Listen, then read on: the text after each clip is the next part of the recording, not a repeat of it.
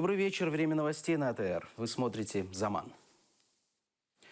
Уволить за общение на государственном языке. В Симферопольской парикмахерской сотрудникам крымским татарам запретили разговаривать на родном языке и совершать намаз. И пообещали расчет, если требования не выполнят. Или разговаривай на понятном языке, или здесь ни одного татарина работать не будет. Такой разговор состоялся между парикмахером салона в здании Куйбышевского рынка в Симферополе Рустемом Сиитовым и директором этой парикмахерской Натальей Радостиной. Его Рустем записал на телефон. Я тебя прошу разговаривать здесь на русском языке. Я буду разговаривать на том языке, который я хочу. Если ты хочешь, тогда давай будем прощаться. Иди в ту парикмахерскую, где вы разговаривать. А почему вы дискриминируете меня? Почему вы делаете так? Я тебя прошу разговаривать так, чтобы я понимала, о чем ты говоришь. Когда Я разговариваю на своем языке. Я не против, разговариваешь дома, разговаривай между своими, пожалуйста. Но здесь находятся люди, которые тебя не понимают. И я не хочу, понимаешь, чтобы я не понимала, о чем ты говоришь. Так вот, вас здесь есть трое. И что?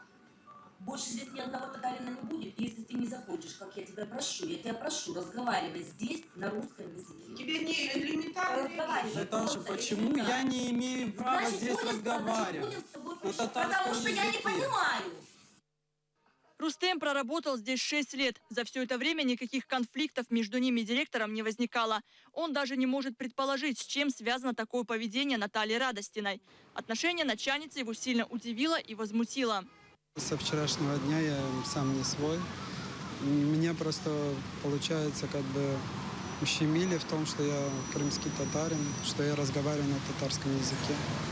Кроме того, что работающим там крымским татарам не дают разговаривать на одном из государственных языков Крыма, таким еще и запретили совершать намаз на рабочем месте. Такое распоряжение начальница издала сегодня.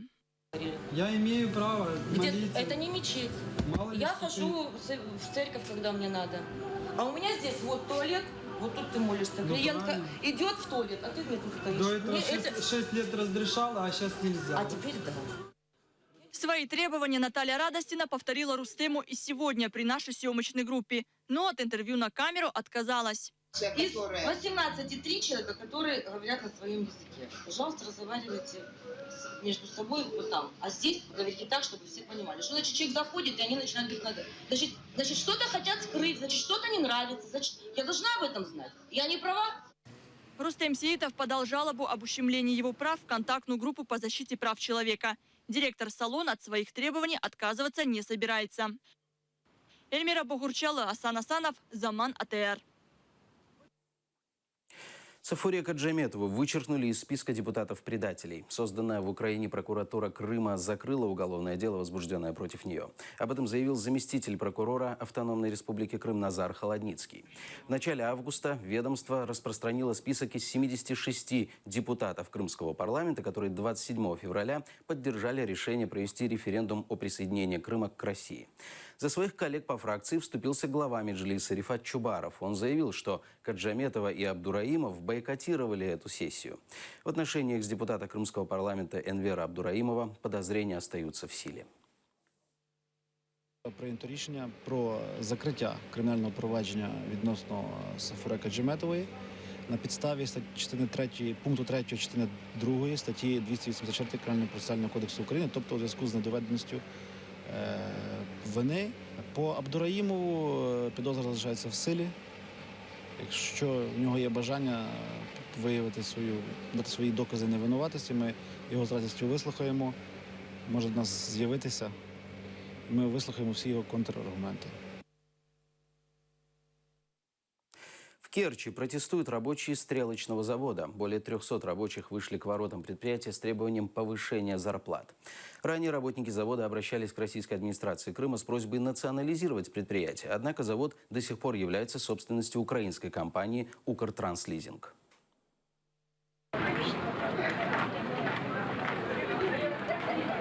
У ворот стрелочного завода собралось около 300 работников. Требовали поднять зарплату. Возмущаются, за свою тяжелую работу получают слишком мало. Я уже 9 лет работаю на заводе.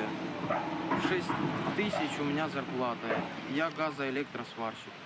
Семьи тоже нет, потому что вот такое финансовое положение. Я себя даже одеть, обуть не могу, ничего. Люди можно сказать, без сил приходят на работу, потому что после работы приходится бежать где-то кому-то на шабашке, подрабатывать, чтобы кормить семью, одевать, как-то платить за жилье. Воюют за зарплату с владельцем давно. Рассказывают, надеялись, что завод национализируют. После оккупации полуострова предприятие, которое принадлежит Ринату Ахметову, было в списках, однако затем его вычеркнули. Полгода завод работал по 3-4 дня в неделю. В августе руководство сообщило, заключили контракт на поставку продукции и возобновили пятидневку. Но на карманах работников это никак не отразилось. На данный момент на заводе такая ситуация, что большинство специалистов квалифицированных, они ушли просто, и все. Остались только те, которые дорабатывают до стажа, до какого-то, просто ждут каких-то либо лучших времен, либо пенсию, и все. Работники от каждого цеха избрали делегатов, которые будут вести переговоры с руководством завода. Неоднократно обращались к крымской власти. Ходили на прием к оккупационному прокурору Наталье Поклонской. Она жалобу приняла, но пока никакой реакции. Так больше нельзя. Люди требуют или полной остановки предприятия, или выполнять какие-то наши жизненные требования, потому что люди голодные, честно скажу, приходят голодные. На детей, у кого есть дети, не хватает, на квартиры не хватает, на ничего не хватает буквально. Если же с владельцем не договорятся, то уже 27 августа работники завода обещают устроить бессрочную забастовку. Наталья Калинка, Заман, АТР. В Италии на Всемирной выставке Россия представила карту страны с Крымом. Всего в Миланской Экспо приняли участие 144 страны. В павильонах представлены продукты, которые производят страны-участницы. Россия представила инсталляции на тему водки и пшеницы. В частности, на карте Российской Федерации, сделанной из пшеничных зерен, есть и аннексированный Крым. Посол по особым поручениям Министерства иностранных дел Украины Дмитрий Кулеба прокомментировал использование России карты страны с аннексированным украинским полуостровом. Наші колеги в Мілані безпосередньо зараз з'ясовують всі подробиці цього інциденту для того, щоб обрати оптимальний шлях реагування. Але те, що така реакція буде, це абсолютно беззаперечно, тому що ми не повинні пропускати ці речі і чітко кожного разу, при кожній нагоді нагадувати, що Росія вчинила злочин, анексувавши Крим. Російська Федерація може розказувати що завгодно і кому завгодно. Вона грається зі своїми власними інтересами, тобто на свою публіку це робить. Але в Європейському Союзі нікому не потрібно пояснювати, що Крим є українською територією.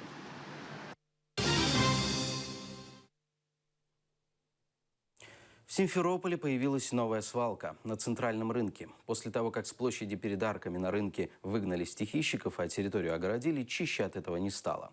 Мусор никто не вывозит, и теперь торговцы сбрасывают его за забор. Детали знают наши корреспонденты.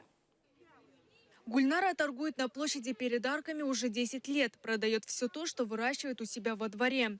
У женщины 2 детей, которых нужно кормить и одевать. После того, как вчера выгнали с того места, где постоянно торговала, пришлось перейти на другое, рядом, на этой же улице. А что делать, жалуется женщина. Скоро учебный год, а дети не подготовлены. И товар может испортиться. Теперь не знаем, что нам делать. Вот мучаемся, что делать. Здесь стоять не дают, там не дают. Дети дома маленькие, ребенок после операции, ребенок больной, деньги нужны. Где работать, куда идти? После вчерашнего рейда городских властей по центральному рынку Симферополя площадь перед арками очистили от стихийщиков. По словам главы Симферопольской администрации Геннадия Бахарева, торговля там представляет эпидемиологическую опасность. Сегодня утром площадь огородили забором, только вот чище не стало.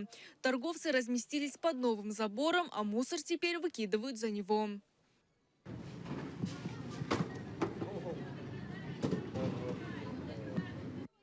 Сами продавцы при этом возмущаются. Выгнать выгнали, а обещанные места не предоставили. Мы ходили в горисполком, нам сказали, делайте документы, стойте как официально, стойте, говорит. Мы вам предоставим, будет за арками на следующий год. Это в 2014 году мы ходили. В 2015 будет вам строиться рынок. Где этот рынок? Вот сейчас мы остались без мест все. Сколько людей? Вот мы все почти с документами. Нам сам Гафаров говорил, мы сами ходили в горисполком. Нам сам он сказал, делайте документы, будете стоять. Вас трогать никто не будет с документами. Теперь они поняли, что все с документами стоят, и выдали закон. Кто с документами, 200 тысяч штраф. А что это? Штраф? что ты торгуешь без места привязки. Мы все сделали документы. 30 тысяч в год платить надо. Пошла заплатила, а теперь нельзя торговать. Это нормально? У нас дети, у нас студенты. Сейчас вот одеваться дофига денег надо. А никого это не волнует. Покупатели тоже не рады, что выгнали стихийщиков, ведь у них можно было купить дешевле. Понимаете, на столах все дорого. А здесь бабуля принесла продать. Она не сможет продать, она продает подешевле. И поэтому то, что на рынке продают, то неприемлемо, не каждый может купить. А здесь каждый может купить. Бабуля вышла, что вырастила и продала. Поэтому здесь это плохо сделали. Сейчас продавцы не знают, как быть дальше. Работать не дадут, а налоги никто не отменял. Большинство из них в прошлом году оформили документы на индивидуальное предпринимательство. Эльмас Ибрамова, Айдар Ахай, Заман, АТР. Главный фактор дестабилизации в Крыму – это власть, заявил в эфире Пятого канала первый заместитель председателя Верховной Рады Украины Андрей Порубий. По его словам, учитывая ситуацию, которая складывается в Крыму, дестабилизация на полуострове неизбежна. В частности, Порубий отметил, что в Украине есть четкие данные по поводу тяжелейшей экономической ситуации в Криму. Почались конфлікти між кримінальними проросійськими кланами, які між собою починають воювати. І, звичайно, що Путін сьогодні неозброєним оком бачить, що ситуація близька до конфліктності, до дестабілізації, і тому з таким переживанням і острахом про то говорить. Тільки коли він наголошує на тому, що зовнішні сили дестабілізовують, хочу відповісти одне. Ключовим фактором дестабілізації на окупованій території є окупаційна влада. Це і є ключовий чинник дестабілізації. Мусульмане Киева ищут халяльную пищу. Сейчас в столице проживает более 30 тысяч последователей ислама. Кто в Киеве определяет халяльные, то есть разрешенные религии продукты, выясняли наши корреспонденты. Мусульманам запрещено употреблять свинину. Впрочем, не всякая говядина или курица является халяльной. Говядина. А вы не знаете, это иляу? Не знаю. Говядина. Разрешенное. Для всех разрешенное мясо. Не, да что можно употреблять нормально. Просто как бы не халал. В Духовном управлении мусульман УМА подтверждают, спрос на продукты халял увеличился. Чтобы получить сертификат продукции, производитель должен обратиться в муфтиат. Насчет мяса, допустим, говядина, тоже мусульманин может зайти и купить это мясо в любом магазине, только при наличии на упаковке знак халаль, который у нас здесь на этот брошюр. В другом духовном управлении мусульман Украины, Думу, тоже сертифицируют халял-продукты, но советуют мусульманам самостоятельно решать, что разрешено, а что нет. Это ответственность большая, а мы не участвуем в этом. Духовное управление – это не бизнес-центр. Это центр, который дает рекомендации. И по моим данным, мне тяжело говорить точно, где халяль. 60 сертификатов продукции халял выдано Духовным управлением мусульман УМА, 50 – Думам. В целом в Киеве более 110 предприятий, имеющих сертификацию халял. То есть выбор для мусульман столицы все же есть. Гульсум Халилова, Ислам Пинка, Эльдар Исматов, Заман, АТР. 36-й российский гумконвой пересек границу Украины. Об этом сообщает российское информагентство со ссылкой на МЧС России.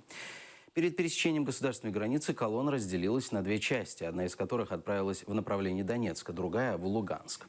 Российские СМИ утверждают, 100 автомобилей везут более 1000 тонн гуманитарных грузов. Среди них продукты, медикаменты и предметы первой необходимости. Украинская гостаможслужба информацию о незаконном пересечении конвоя подтвердила.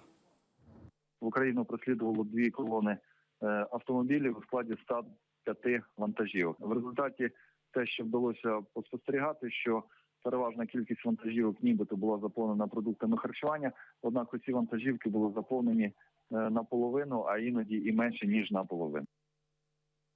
Конфуз путинской пропаганды. Кадры постановочных обстрелов Донецка попали в сеть. Видео, которые якобы доказывают обстрел вооруженными силами Украины позиций боевиков, оказались фальшивыми.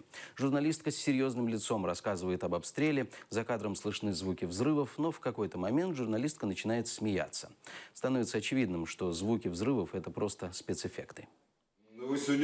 находимся на позициях в промзоне с 1-м мотострелковым батальоном бригады «Восток», 2-я рота. До линии соприкосновения с украинской стороной 400 метров. Украинская сторона начала интенсивные обстрелы, начиная с 5 часов вечера. На состояние на 21 час они уже успели...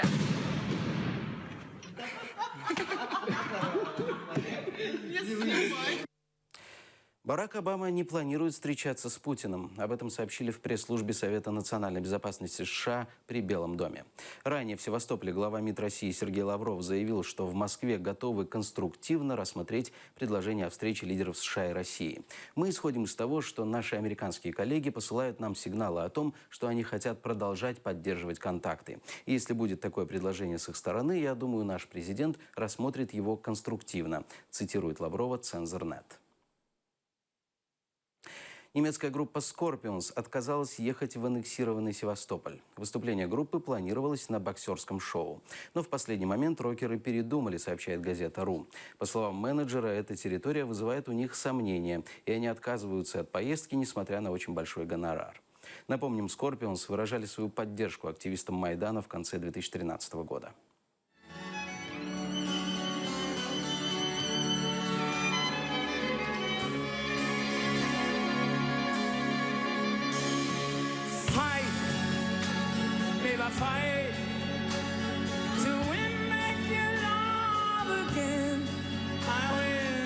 Украинцы в Турции записали поздравления ко Дню независимости. 24 августа страна будет отмечать 24-й день независимости. По этому случаю посольство Украины в Анкаре и Генеральное консульство Украины в Стамбуле подготовило видео поздравления. Над короткометражным роликом работала команда профессиональных режиссеров и операторов. В ролике снялись семьи украинцев, живущих в Турции, крымские татары и турецкие семьи, имеющие близкие связи с Украиной.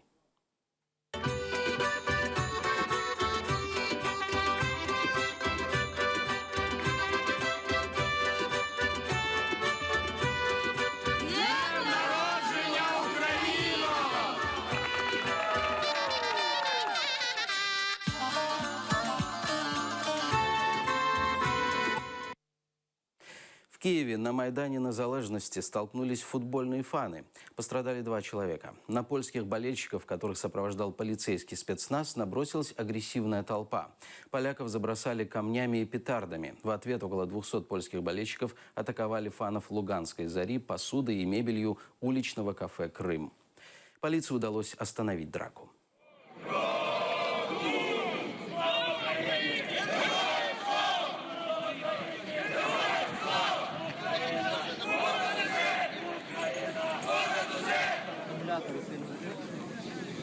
На этом пока все. Хорошего вечера и будьте с нами.